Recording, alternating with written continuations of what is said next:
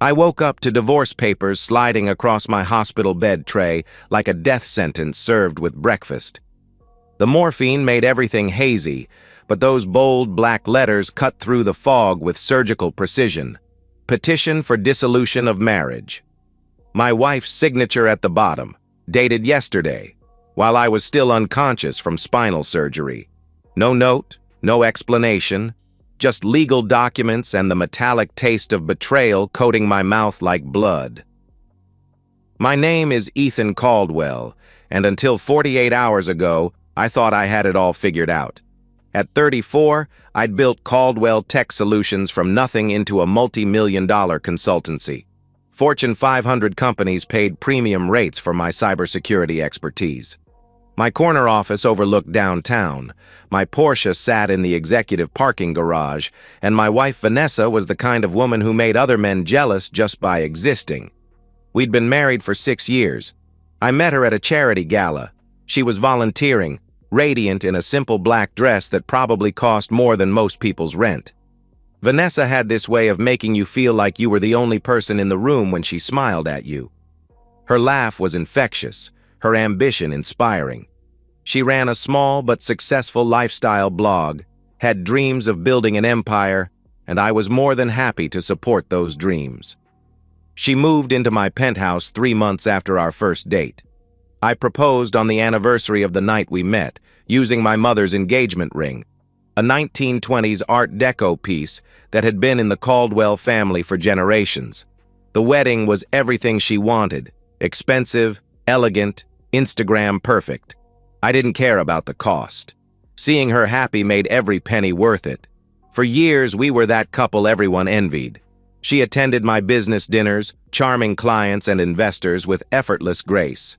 I supported her content creation, helped her navigate brand partnerships, celebrated every milestone in her growing online presence. When chronic back pain started affecting my work, she was my rock. Doctor's appointments, physical therapy sessions, late nights when the pain kept me awake. Vanessa was there through it all. "We're a team," she'd whisper during those dark 3 a.m. moments when the pain medication wasn't enough. "Whatever happens, we face it together." The surgery was supposed to fix everything. L4-L5 spinal fusion, risky but necessary. My orthopedic surgeon was confident, and Vanessa seemed equally optimistic. The night before the operation, she held my face in her hands and promised she'd be there when I woke up. "I'm not going anywhere, baby. You're stuck with me." I believed her completely. Looking back now, the signs were there, subtle cracks in the foundation I was too trusting to notice. It started with the phone calls. Vanessa had always been social, but in the weeks leading up to my surgery, she was constantly stepping out to take business calls. When I asked about them, she'd brush me off with vague mentions of new brand partnerships or content collaborations. Her laptop became password protected. She started receiving packages addressed to her maiden name, something she hadn't used since our wedding. Then there were the visits to her cousin Maya. Vanessa and Maya had never been particularly close, but suddenly they were having weekly lunch dates. When I suggested joining them, Vanessa would make excuses. "Girl talk? You'd be bored." Or, "Maya's going through relationship drama. She needs space to vent." The most telling sign was her social media behavior. Vanessa's entire brand was built on our relationship. Couple goals content, behind-the-scenes glimpses of our life together, romantic anniversary posts that generated thousands of likes. But in the month before my surgery, those posts became noticeably scarce. When I mentioned it, she claimed she was taking a break from oversharing and wanted to keep some things private. I should have trusted my instincts. The woman who had built her following on documenting every aspect of our relationship suddenly wanted privacy? But I was dealing with constant pain, focused on the upcoming surgery, and I wanted to believe the best about the woman I loved. The night before the operation, as she tucked me into bed and kissed my forehead, something felt different. Her touch was mechanical, perfunctory. She kept checking her phone even during our supposed quiet moments together. When I caught her texting at 11 p.m., she claimed it was her assistant coordinating content for while she'd be off the grid caring for me. "You don't need to put your whole life on hold," I told her, squeezing her hand. "I'll probably sleep through most of the recovery anyway." She smiled, but it didn't reach her eyes. "I want to be here for you. That's what wives do." Those were the last words she spoke to me as my wife. The morning after I found the divorce papers, a nurse named Patricia brought my breakfast and sat down beside my bed with the kind of expression that meant bad news was coming. "Mr. Caldwell, I need to tell you something. Yesterday, while you were in surgery, your wife came by. She collected your personal belongings from the room, your wallet, clothes, jewelry, and asked us to give you this envelope when you woke up. She said she couldn't stay because of a family emergency." My wedding ring was gone. The Rolex my father gave me for my 30th birthday, gone. Even the get-well cards from my business partners had vanished. "What kind of family emergency?" I asked, though I already knew the answer. Patricia's face softened with pity. "She didn't specify, but honey, she didn't look like someone dealing with a crisis. She looked like someone who couldn't get out of here fast enough." That afternoon, I discovered the extent of the damage. My phone had been factory reset. Every joint account, checking, savings, investment portfolios, had been drained down to minimal balances. My credit cards were maxed out with cash advances I'd never authorized. The penthouse felt different when I called my neighbor. She confirmed that movers had come that morning, taking what looked like half the furniture. But the real knife twist came when I saw Vanessa's Instagram story that evening. There she was, perfectly lit by candlelight, tears glistening as she spoke to her phone camera about being abandoned by the person I loved most during his darkest hour. The caption read, "Sometimes the people we trust most show their true colors when we need them. I'm heartbroken, but I'll survive. Sending love to anyone else going through betrayal right now." The comments flooded in, thousands of them. "You deserve so much better, Queen. What a piece of garbage husband. Stay strong, beautiful." Her follower count jumped by 50,000 overnight. Brand collaboration offers started pouring into her DMs. She was monetizing my surgery, turning my medical crisis into her content goldmine. That's when something inside me shifted. The fog of betrayal cleared, replaced by cold, calculating fury. Vanessa thought she was smart, that she'd played the long game and won. She'd underestimated me completely. She forgot that I built my fortune by being 3 steps ahead of everyone else, and she'd just made the biggest mistake of her life. Over the next week, as I pretended to wallow in depression for the hospital staff, I began assembling the pieces of Vanessa's destruction. My first call was to David Chen, my family's attorney and one of my father's oldest friends. David had handled the legal structure of my business empire, and more importantly, he despised Vanessa with the passion of someone who'd seen through her act from day one. "Ethan, I've been waiting for this call for 6 years, he said when I explained the situation. "That woman is a predator, and now we're going to treat her like one." The beauty of my situation was that Vanessa had no idea how my assets were actually structured. The penthouse she thought she'd get half of, owned by the Caldwell Family Trust, with my father as the primary trustee. The business she assumed would fund her lifestyle, also trust property, requiring unanimous board approval for any major decisions, a board consisting of me, my father, and my Uncle Richard. Even better, I'd been documenting everything since the moment I woke up. Screenshots of her social media posts, time-stamped records of the drained accounts, security footage from the penthouse showing the movers she'd hired. Every piece of evidence meticulously cataloged and stored on encrypted servers. But I needed more than just financial documentation. I needed to prove malicious intent, and for that, I needed an inside source. Enter Maya Rodriguez, Vanessa's cousin, the same Maya who'd been having all those mysterious lunch dates with my wife. Maya and Vanessa had a complicated relationship, rooted in years of family drama and competition.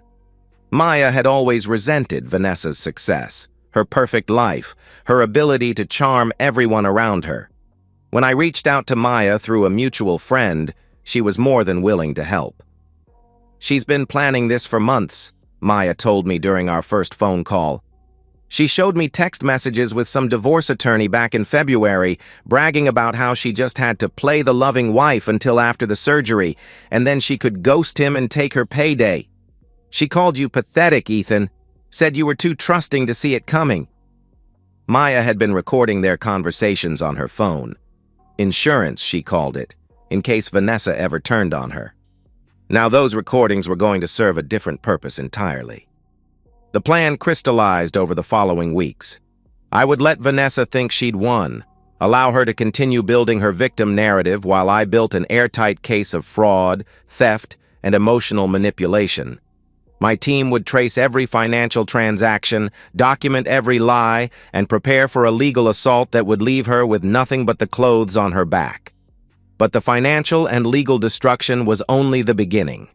Vanessa had built her entire identity around her online presence, her carefully curated image of perfection. I was going to systematically dismantle that image piece by piece until she became a cautionary tale instead of an inspiration. The first phase began immediately. While Vanessa continued posting her abandoned wife content and collecting sympathy followers, my cybersecurity team went to work tracing every digital footprint of her betrayal. What we found exceeded even my expectations. Vanessa hadn't just planned to leave me, she'd been systematically stealing from me for months. Cash transfers to accounts in her maiden name, forged signatures on withdrawal slips processed while I was unconscious from anesthesia, even attempts to access my business banking credentials using password recovery emails sent to her phone. My forensic accountant, Sarah Kim, laid it out in devastating detail. "She moved $400,000 from your joint accounts in the 6 hours you were in surgery. The bank has security footage of her at the ATM making maximum daily withdrawals on 3 different cards. She tried to wire transfer another $200,000 to an offshore account, but that got flagged by fraud protection systems." Meanwhile, Maya continued feeding me intelligence about Vanessa's true plans. The recordings she'd made were beyond damning. In one particularly revealing conversation, Vanessa laughed about how easy it had been to manipulate me. "He actually thinks I love him." God, Maya, the man is so pathetic. All those nights pretending to care about his back pain, rubbing his shoulders, playing nurse. I deserve an Oscar. But once he's out of surgery and all loopy on drugs, I'm gone. Clean break, maximum payout, and I get to play the victim on social media. It's actually genius. In another recording, she detailed her post-divorce plans. "I'm going to milk this for everything it's worth. Betrayed wife, abandoned during medical crisis. The sympathy content writes itself. I'll probably gain 100,000 followers just from the divorce announcement. Brands eat this stuff up." She'd even mocked my mother's engagement ring, which she'd apparently already had appraised. "That ugly old thing is worth 40 grand. I'm getting rid of it the second the papers are signed. Maybe I'll make a whole video about letting go of toxic memories when I sell it." By the time I was discharged from the hospital 6 weeks later, I had assembled a legal arsenal that would have made a prosecutor weep with joy. Bank records, security footage, recorded confessions, digital communications with divorce attorneys dated months before my surgery. Everything meticulously organized and verified by 3 different law firms. The court date was set for a Tuesday morning in October. Vanessa showed up looking like she was attending a fashion show rather than a legal proceeding. Designer dress, professional makeup, hair styled to perfection, she was clearly planning to turn even this into content opportunities.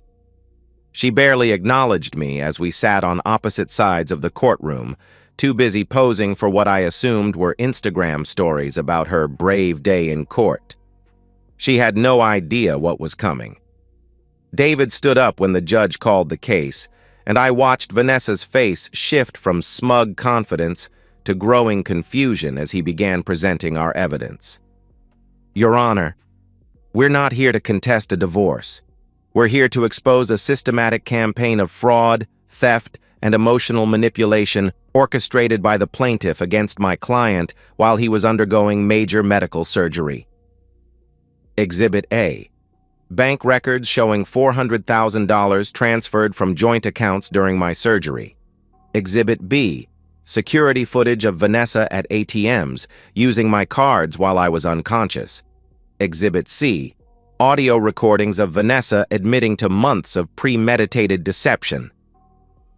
Exhibit D. Text messages between Vanessa and her divorce attorney dated 4 months before my surgery. Exhibit E. Digital evidence of attempted wire fraud to offshore accounts. The judge's expression grew colder with each piece of evidence.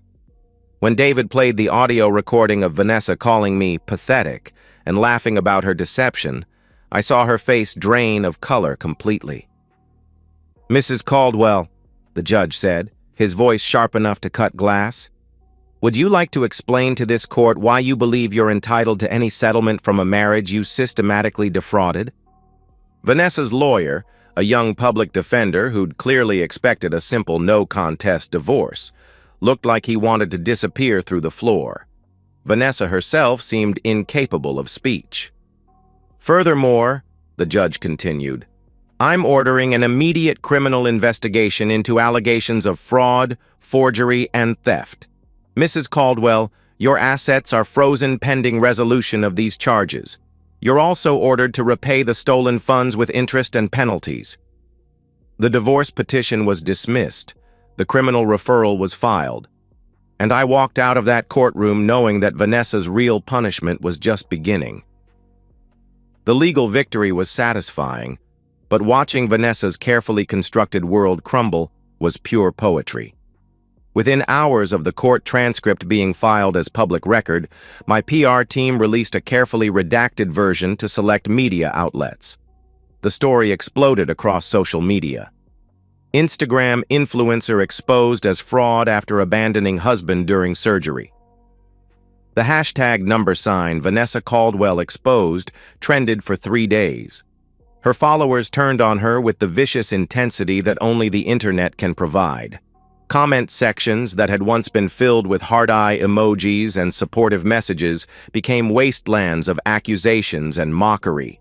Every post she'd made about being abandoned was screenshotted and reposted with laughing emojis. Memes featuring her face with captions like, "When you think you're the victim but you're actually the villain," went viral. The brand partnerships evaporated overnight. Luxury fashion companies, beauty brands, lifestyle products, everyone who'd been eager to work with the inspirational survivor wanted nothing to do with the exposed fraud. Her management company dropped her via a tersely worded email that somehow found its way to gossip blogs within hours. Maya, ever the opportunist, started her own Exposing My Cousin video series, revealing even more damaging details about Vanessa's character. The videos racked up millions of views, turning Maya into a minor influencer herself while further destroying Vanessa's reputation. But the most devastating blow came from an unexpected source: my mother's engagement ring.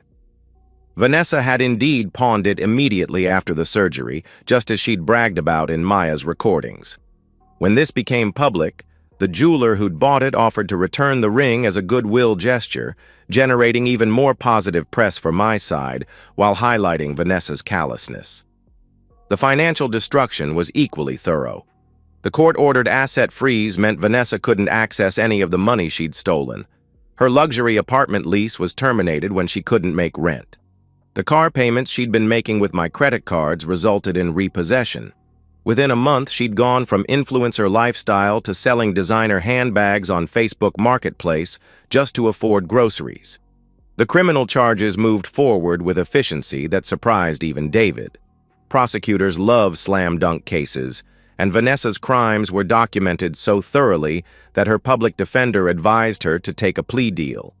She received 2 years probation, community service, and a restitution order that would keep her financially ruined for the foreseeable future. But perhaps the most satisfying moment came 6 months later, on a cold February evening. I was driving through the industrial part of town when I spotted a familiar figure behind the bulletproof glass of a run-down gas station. Vanessa, wearing a stained uniform shirt, mechanically scanning lottery tickets and energy drinks for customers who barely looked at her. She'd gained weight. Her famous hair was pulled back in a greasy ponytail. The manicured nails that had once held champagne glasses at charity galas were now chipped and stained with newsprint from handling magazines. I pulled up to the pump directly in front of the window and made sure she could see me clearly as I filled my tank. The new Porsche, an upgrade from the one she'd thought she'd get half of, gleamed under the harsh fluorescent lights. When I walked inside to pay, she kept her eyes fixed on the register, but I could see her hands shaking slightly. The name tag on her uniform shirt read V. Martinez. She'd gone back to her maiden name, probably to avoid the continued internet harassment that followed her married name. "Evening," I said pleasantly, sliding my credit card across the counter. She processed the payment without a word, without looking up. Her face was hollow, aged beyond her years. The woman who'd once commanded rooms with her presence now seemed to fold in on herself, desperate to avoid any kind of attention. As I turned to leave, I paused at the door.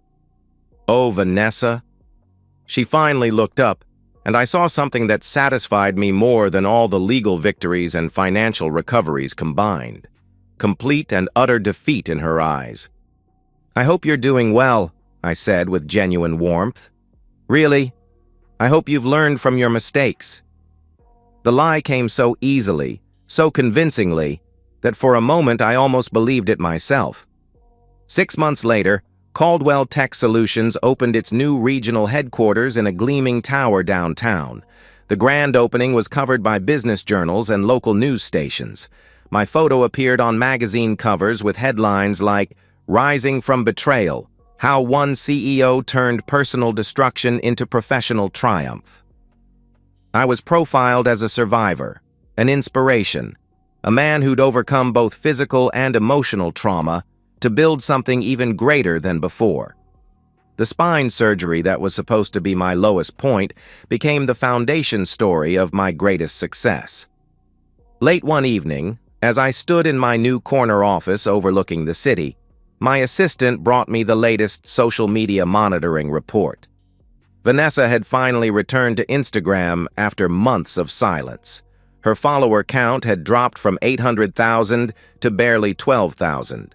Her most recent post, a generic sunset photo with some inspirational quote about new beginnings, had received exactly 7 likes.